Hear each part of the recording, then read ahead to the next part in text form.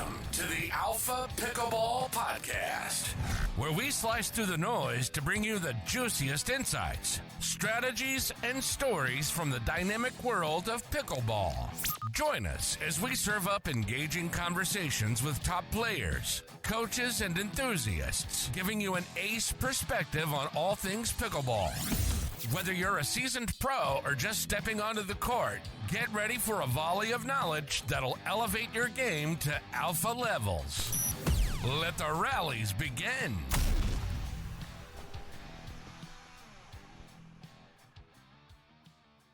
All right, welcome again to the show. I'm your host, Tat. We have the one and only Dylan Frazier on the show. Dylan, thank you for coming on the show. Yes, thank you for having me. Excited to be here. Awesome. So, your games are wonderful. I see you doing very, very well. But, I guess one of your things that I guess is attributed to you is that you don't have a rackets background. Yeah, that is true. So I played tennis for fun. Like I didn't play competitively like in high school or college or anything like that. I've held a racket and played a few times with my mom or friends or something. But that was about it as far as my like racket background. I played mostly baseball. I would say baseball was my main sport growing up. And then a little bit of basketball and football as well. Yeah. So, who taught you? How'd you learn? So my mom played pickleball while she was in high school, and then she picked it up again when she was in college at the University of Missouri, where I go now. And so she wanted to start playing again because it was starting to gain momentum, a few years ago. And so we started out while we were in Florida visiting her parents and at a rec center there, and we played once, and we all loved it. We all being my mom, dad, and I, we all loved it, and got the bug like a lot of us, and then just played every day after that, and found a spot to play back in Missouri, and that was it. Awesome. Where I know JW and there's a bunch of you in Florida, but how do you train? Because you go to school, right? You're balancing that out right now? Yeah, so I was going to school in person full time, like 15 credit hours or whatever, but since my sophomore year, I've cut back on classes a lot, and now I'm down to just one online class. And so it's pretty flexible, pretty manageable to with the tour schedule. And I go to Florida frequently, especially when we have tournaments on the East Coast, and I'll go, and the Johnsons welcome me into their home and let me stay with them and practice with their group of players there. So that's where I do a lot of my pickleball practicing. In Missouri, it's more focused on some off the court training, like maybe I'm in the gym or something, and but mostly like Missouri is kind of my downtime when I'm relaxing and maybe catching a break from pickleball. Yeah, for sure. When I look at pickleball, everyone has, such unique styles that I develop. I come from a tennis background, which is a little bit more, it's the same in terms of what's considered technique. What sort of inspirations did you draw as you were developing your game to the pro level you're at now? Yeah, I did a lot of watching videos just because I enjoyed watching the pros at the time who were 5.0s, like the pro division back when I started watching didn't really exist yet. It was just 5.0 is the highest level. So I did a lot of watching on YouTube. Dave Weinbach, Kyle Yates, some of the guys that were around. They're still around, but like top dogs back then in 2016, 2017. So I watched a lot and kind of picked up on some bits of strategy that the highest level players were using. I would say most of my studies when I watched pro pickleball was like focused on the strategy more so than the technique. I feel like as far as technique goes, I'm pretty unique compared to a lot of people, and my stroke is even more compact than most players, and so um, I'm trying to take bigger swings and I'm working on my technique a little bit as well. Some things I think need some improvement, but for when I was first starting, it was mostly focused on strategy. Yeah, I'm gonna try to shorten my swing. What's your rationale on trying to take bigger swings? Well, a little bit bigger. I mean, the idea is that you want a short swing in general, but mine is like super short, like almost too much. And so if you take a little bit of a bigger drawback, then you have a little bit more control over the ball, I feel, and maybe a little more power that you can generate. So just a little bit. Like I'm not trying to take tennis swings or anything like that out there, but just take it back a little bit further. Yeah, yeah. The style of play that you and JW play, how do you describe that? Well, I would describe our style of play as patient, but you know, patient. A lot of people speak like always tell us like we have really fast hands, and you know, our hands are the reasons that we win a lot of games. But I would say even more than that, it's that we're disciplined and we're waiting for the right moment to attack balls, and our court positioning is good so that when we are getting ready to be attacked, we're in a good position to defend it. A lot of you know, everybody always asks me, and J-Dub probably gets this question a lot as well, like how do you have such fast hands? And a lot of it really is court positioning and anticipation, you know, putting yourself in the right spot at the right time so that you're ready for the attack, not necessarily just having quick reflexes, if you will. But yeah, so J-Dub and I play, I would say pretty patiently. Like we try to get our up to the kitchen line, and we're super comfortable just staying in long dink rallies until one of us gets a good ball to attack. And once we get that, of course we go for it and put our hands to use. But we're not out there, you know, speeding up every other ball or anything like that. Yeah, yeah. So what sort of court positioning mistakes do you commonly see with players at, let's say, 4-5 to in between that and pro? I would say the most common one I see is just kind of getting caught in no man's land for no reason. Like it's okay to be in no man's land sometimes. Like sometimes you don't have a choice, right? But being very diligent about how you get up from the baseline to the kitchen line is important. When you get caught in no man's land, it's very easy for your opponents to put the ball down at your feet and you know use it. It's just a difficult spot to defend from. You don't have as much time as you would if you were at the baseline, and so being very thoughtful about when you're in no man's land and why and how you're getting from the baseline to the kitchen line, I think is super important. Yeah, I think when I look at your game, you have a very call it like simple approach of getting to the net, but yeah, I see you pass through that transition zone very, very effortlessly. I mean, what are the keys of getting better at that? Is it just you know, the type of shot you hit, the timing, the risk you take on that? Like what are the keys to getting through that zone smoothly?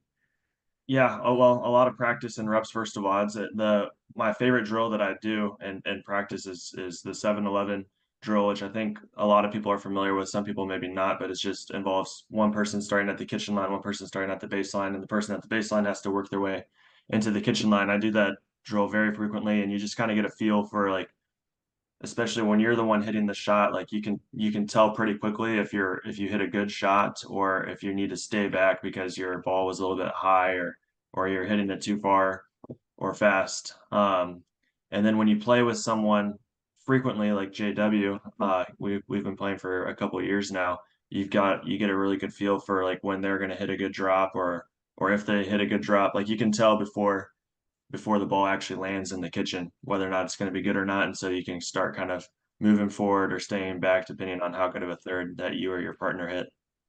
Yeah, yeah, for sure. You know, you play a lot on the right. What are your views on what should be happening from the right side? Um, well, I would say it depends on the situation. Every situation's unique, whether or not you have a righty lefty combo, if you're playing with two righties, if someone has, you know, plays better a little more aggressively. The way you see J Dub and I do it, it's like J Dub is uh, kind of the aggressor, or this is even evolving for us a little bit. Like it used to be like I was just kind of steady Eddie trying to get the ball in the kitchen, not make mistakes, defend when the ball gets left up a little bit high. But now I'm starting to incorporate more attacks into my own game so that we're attacking from both sides of the court, and we've had some success doing that as of recently. And so it really just depends on what works for you and your partner. And certain players respond to being attacked better than they respond like if they were the ones to initiate the attack. And so you just kind of have to identify your team's strengths and weaknesses and play to that. Yeah. I mean, if you're playing a team like yourself and, it's clear in the match that you're going to get out dinked, what options, besides going back to the practice court and practice more dinking, what options do you have coming in there? What possibilities of trying to like turn the tide? Yeah, if you're not winning a lot of the dink rallies, then there you can start playing a little more aggressively. You can take chances a little bit sooner in the rally on balls that maybe you wouldn't speed up normally, but since you're not winning the extended dink rallies, that you want to take a chance on those balls a little bit sooner to get out of the dink rally. Um, and so usually if you're getting beat in the dinks, then the alternative is to win the fast game. And so you start going for maybe some bigger serves, bigger third shot drives, like looking to shake and bake a little bit, just trying to end the points before it gets to that long extended dink rally, however you might find a way to do that. Generally speaking though, I would say that if you're getting out dinked, you are in an unfavorable position. So I think ideally you're at least 50-50 or close to 50-50 in those dink exchanges. And if you're winning a majority of them, even better. Yeah, for sure. Go practice more. Yeah. Awesome.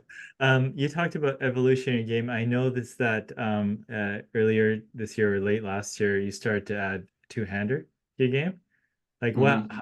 what was that process? I mean, were you always working on it? Because there's practice, there's rec, and there's tournament or the finals. What did that process look like for you? Because it seems very natural now, and it feels like looks like you have your hand out ready to hit that at any time these days. Yeah, so it was definitely it took a lot of work because it felt so foreign to me to do the two-handed swing on a pickleball paddle. Like when I've played tennis for fun a couple of times, I actually did the two-handed backhand. Um, but for a pickleball paddle that's so much shorter than a tennis racket, it felt a little bit foreign at first for me. So it took a lot of work getting comfortable doing that.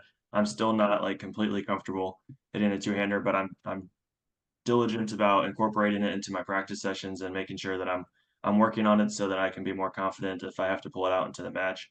Um, I think it's an advantage to have that as an option as opposed to not having it as an option. The two-hander is great for a lot of things like backhand cross-court dinks. It's very easy to generate topspin on those dinks. If someone hits it out wide to your backhand side, it's the second hand can help generate a little bit of power on your volley.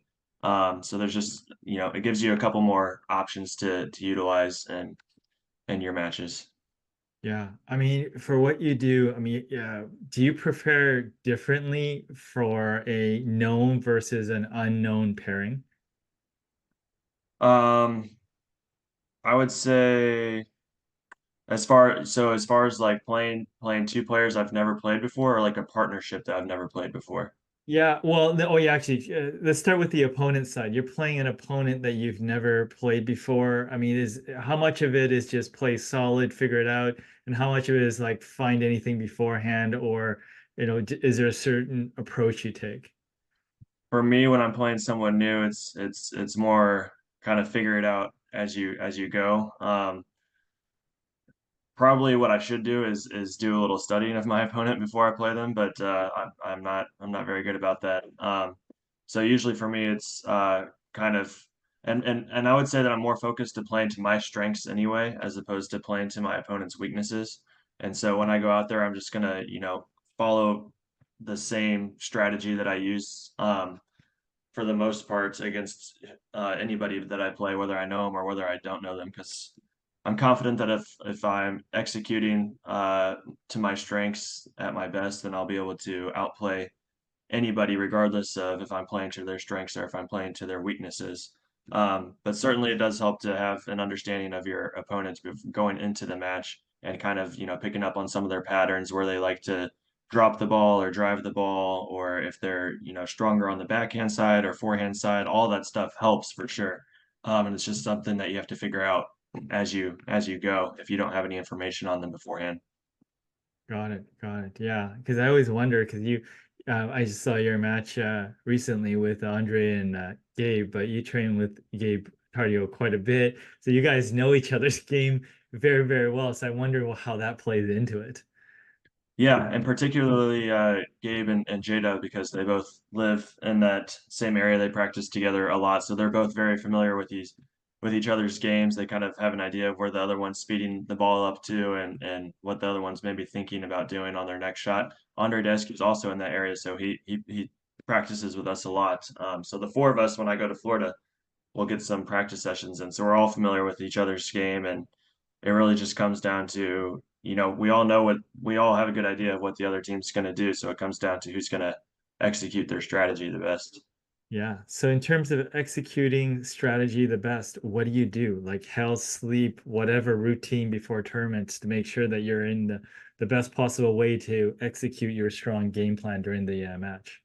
Yeah, well, I would say it starts all the way and it goes all the way back to your drilling sessions and practice sessions. It starts from there. Like you've got to, get when you get out there, you've got to be, diligent about your practices. You got to be doing things for a reason. You're not just going out there and hitting balls and getting reps. Like you're working on specific things. You're trying to get familiar with your partner, and if you can do that and practice, then you're going to be more confident in a tournament situation, a tournament setting.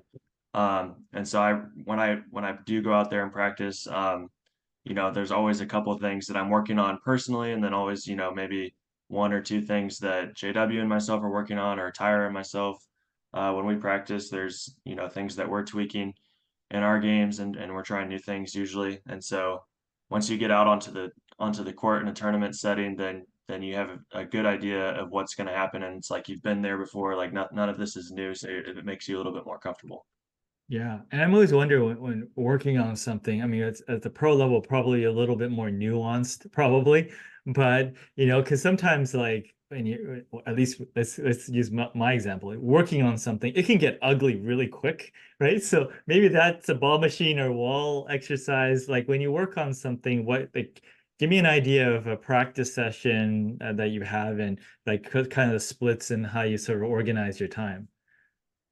Sure. So, well, I would divide it between like drilling and just rec or practice games. I would separate those two firstly, and I would say I do about as much drilling as I do just like playing actual games. And the drilling I think is very helpful for working on specific shots that you're trying to add to your game, or maybe like a shot that's not a strength of yours that you're trying to improve. Just because in a drill situation, if you're going one on one with a partner, you can get, hundreds of reps of whatever shot you need to work on right in a row there, and you can start to develop the muscle memory.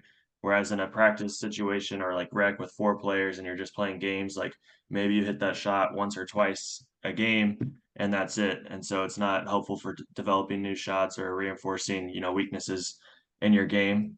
But then the practicing itself, like full on doubles, or if you're doing practicing singles, like playing actual games is super helpful too, because you've got to put all of the work that you're doing in your drill sessions to practice and make sure that you're able to execute it in a game situation too. And then it's always helpful to get more reps with your partners, with your tournament partners, because the more familiar you are with each other's games, the better off you're going to be in a tournament. Yeah, for sure. A friend of mine asked me, like, wait, does it matter if you're up or down? Like, if you're behind in a game, do you play any different or just that same attitude of just plotting along?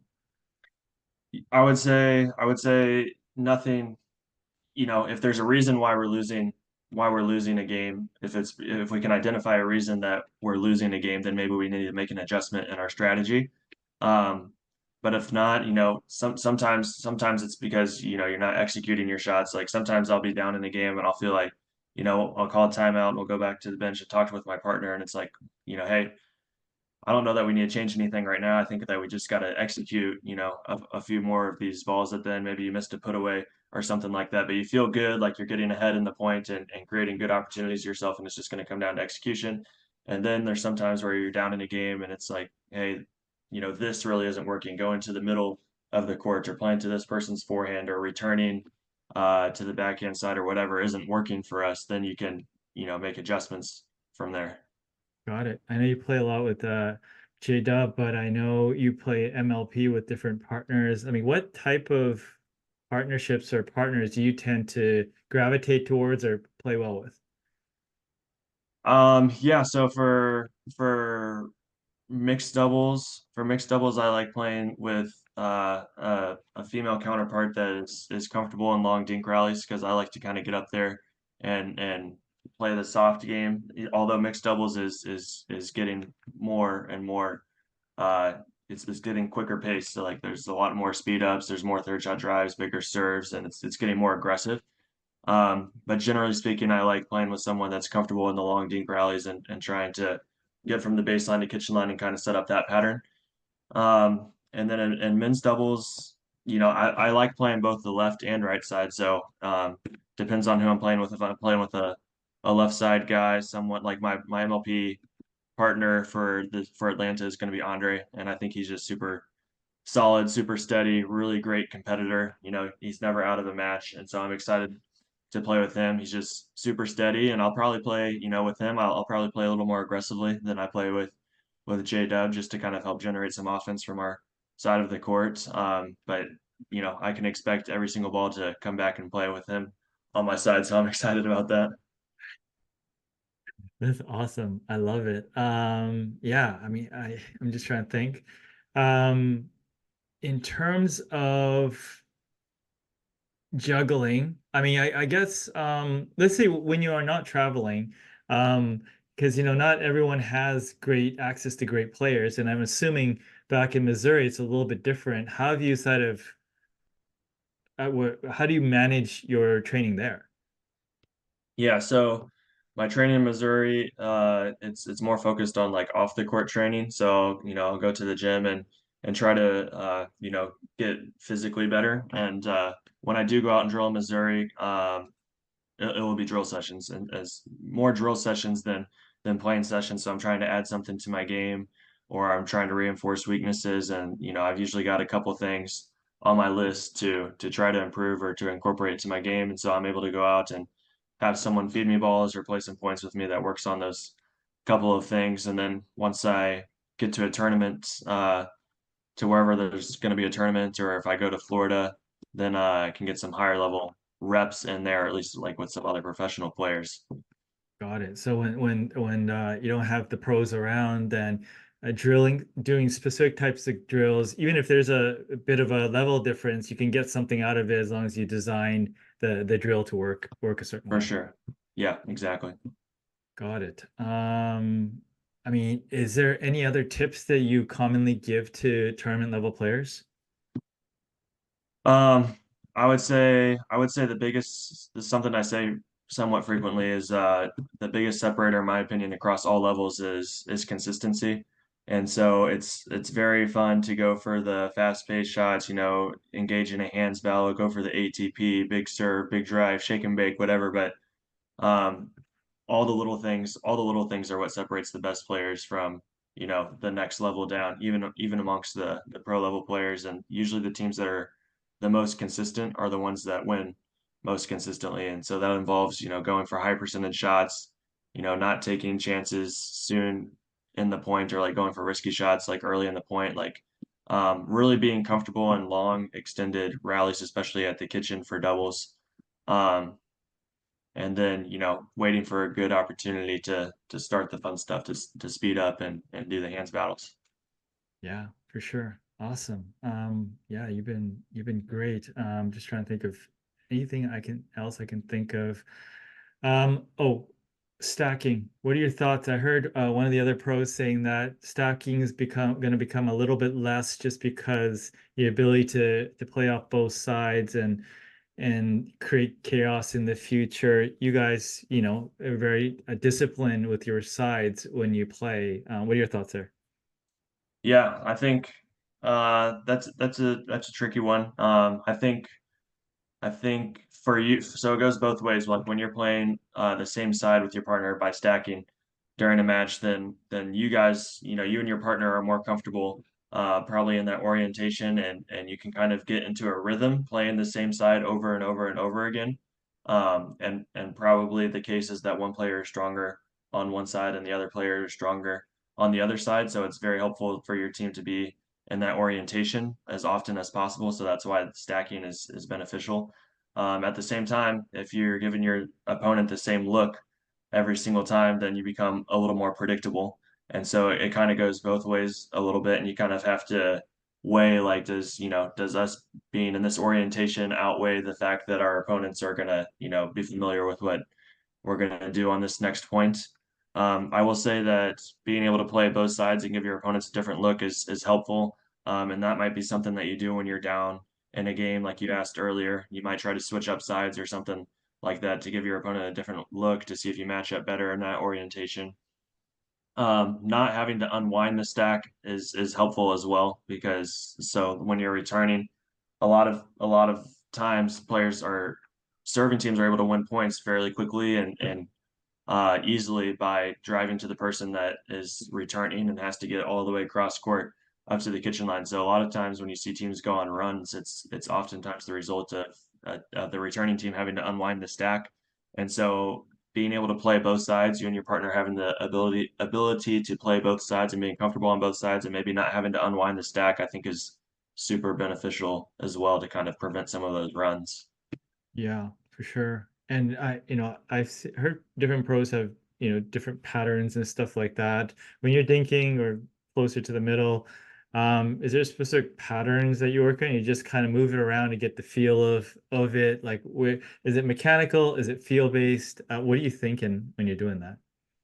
Yeah, so I would say, I would say that when going into a match, my partner and I have a good idea of like where we want to hit the ball more often than not, like the spots on the court to target a little bit more frequently than other spots on the court. But you've got to work with what your opponents give you too. So you're never in a situation. This goes along with like the consistency aspect that I mentioned earlier. Like even if you want to hit the ball to, a certain location on the court, if you don't have the right ball to do it, don't force it there. Like you're going to make a mistake, you're going to pop it up, something like go for the high percentage shot most of the time so that you can improve your consistency. Um, but yeah, it depends on your opponents too. Like picking the spots on the court that you want to target just depends on your opponents. So I would say, yeah, I would say oftentimes like you see the cross court dink rally develop that kind of pattern of like going backhand to backhand just because it's two backhands on the court. But again, some players, especially with the ones with two-handed backhands, that's a spot on the court that you want to avoid, and so you might go more middle in that situation. Yeah. So with the standard scoring, serving, receiving, or rally scoring, do you approach the game any differently? No, I don't. I'm going for the same shots that I would regardless of the scoring system. And I don't, yeah, you're just going, you're the way I think about it is I'm just gonna, play the shot that gives me the best chance of winning the point every single time. Like it doesn't matter if I score on like when I'm the receiving team or not. Like I just play the point or play the next shot to the best of my ability, like whatever is the best shot to use at that time. And rally scoring is tricky because it's more difficult to get into a rhythm in rally scoring because you get one serve, or you serve until you lose the point. But it can be tough to get into a rhythm, especially for me getting from the baseline to the kitchen line, because sometimes you only get like one shot at it before it goes back to the other team, and then you've got to be the receiving team, and so there's a little less consistency in like how you're playing each point, and so that makes it tougher to get into a rhythm and maybe causes a few more mistakes over the course of a game. But as far as strategy, I think you use the same strategy for both systems. Got it. Perfect. Is there anything I didn't ask you, but you wanted to share? No, I think those are all great questions. I was happy to share some insight there. Hope that helps some people that are listening to this out a little bit. Dylan, you're great. Thank you so much for taking the time. Yeah, thanks for having me on. Thanks for tuning in to the Alpha Pickleball Podcast with Tats. If you enjoyed today's episode, subscribe, rate, and connect with us on social media. Stay alpha on the pickleball court. Until our next session.